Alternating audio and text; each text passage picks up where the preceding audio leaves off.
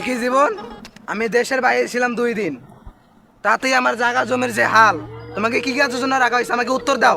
হুজুর, আপনি তো আমায় কোনো কাজের হুকুম দেননি, আমি কোন কাজটা করব? আমি তোমার রাখছি কি কারণে বলো? এই কারণে রাখছি, তুমি আমার জায়গা জমি সয় সম্পত্তি দেখে রাখবা। আমি তোমাকে হুকুম দেব, তারপর কি তুমি কাজ করবা? হুজুর, আমার ভুল হয়ে গেছে। যাও, একটা কৃষক নিয়ে এসো, নিয়ে এসে আমার জমিগুলা পরিষ্কার করাও। ঠিক আছে হুজুর, আমি যাচ্ছি, চলেন নিচে যাই।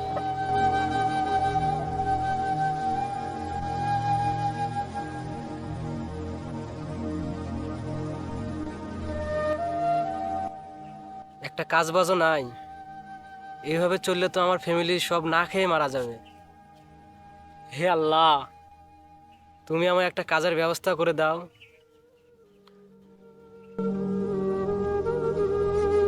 সলিমতি ভাই, সলিমতি ভাই।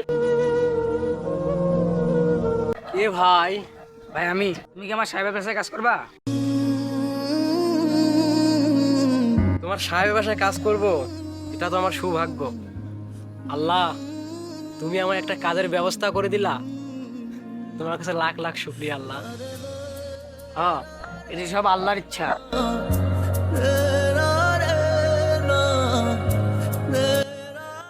হুজুর, হুজুর, আপনি তো কামের লোক নিয়ে গেছিলেন না, এই যে নিয়ে আইছি। যাও, তাহলে ওর কাজ ওরে বুঝাই দাও। ঠিক আছে হুজুর, তাহলে আমার কাজটা বুঝাই দিতেছি। তাহলে ঠিক আছে, ওর কাজ তুমি ওরে বুঝাই দাও, তাহলে আমি চলে যাই। তুমি ঘাসগুলা ভালো করে পরিষ্কার করো। তা ঠিক আছে, আমি কাজটা করতেছি। ঠিক আছে, যাতে মানে এই কাজটা করো, আমি ওইদিকে দেখতেছি।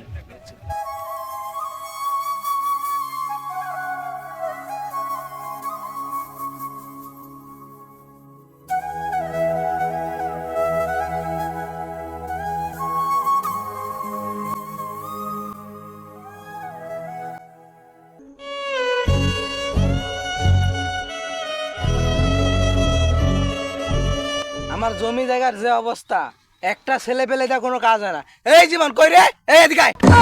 জি হুজুর, জি হুজুর, জি হুজুর। তোমাদের রাখছি কি কারণে? তোমার থাকা সত্ত্বেও যে আমার কোনো কাজ না হয়। একই জমির আমার হাল, তোমাদের কি আমি টাকা দেই না? জি হুজুর। বুঝতে পারছি, তোমাদের দ্বারাই আমার কোনো কাজ হবে না। না হুজুর, এমন কাজ করেন না, তাহলে আমার না খায় মারা যাবো। আচ্ছা, তোদেরকে এবারকার মতন মাফ করে দিলাম।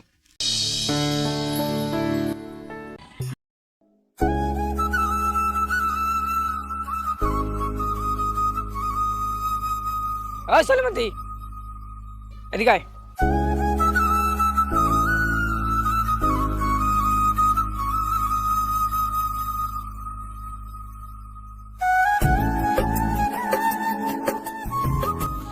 হুজুর ডাকছেন আমাকে?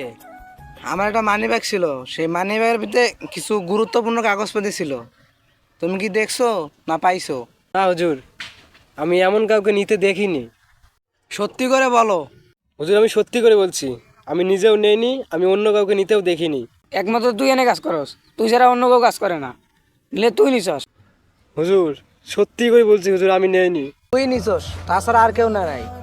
আজ থেকে তোর কাজে আসা বন্ধ, দূর হ আমার চোখের সামন থেকে।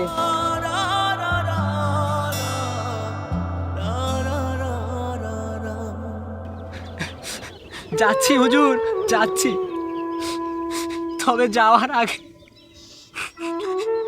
একটা কথা বলে যাচ্ছি। আজ আজ এই ঠাকার গরমে মিথ্যা অপবাদে আমাকে আপনার বাড়ি থেকে বের করে দিলেন। এই টাকার গরম আপনার একদিন থাকবে না। একদিন একদিন এই সলিমুদ্দির কাছে আপনাকে ভিক্ষে চাইতে হবে, ভিক্ষে চাইতে হবে। এই শোন শোন, যেমন শগুনের দয় গরু মারে না, তেমন তোরও দয় আমার কিছু হবে না।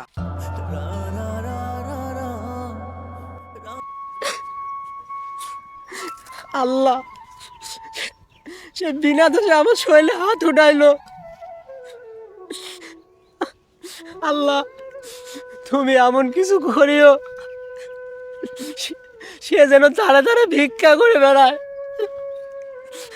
ভিক্ষা করে বেড়ায়।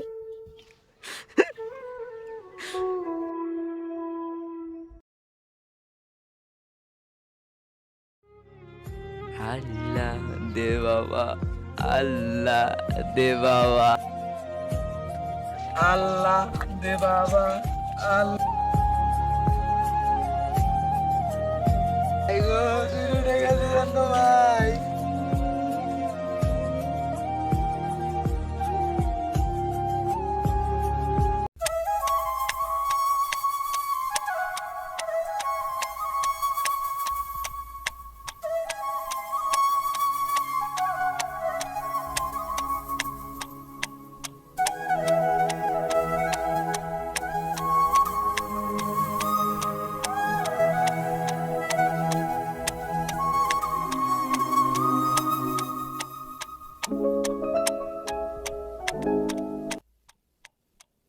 আচ্ছা, তুমি ওই চেয়ারম্যান সাহেব না?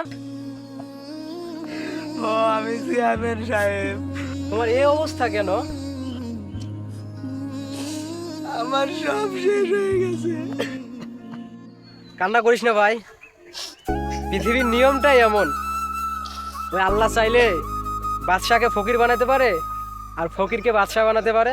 একদিন তোর কাছে লাখ লাখ টাকা ছিল, আর টাকার নেশা অন্ধ হয়ে গরিব মানুষের সাথে খারাপ ব্যবহার করতি, মানুষকে মানুষ মনে করতি না।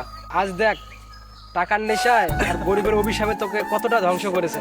আমি আমার ভুলটা বুঝতে পেরেছি, আমাকে ক্ষমা করে দাও। যদি ক্ষমা চাইতে হয় তাহলে আল্লাহর কাছে ক্ষমা চাও। যদি আল্লাহ ক্ষমা করে দেয় তাহলে এরা গরিব দুঃখীরা সবাই ক্ষমা করে দিবে।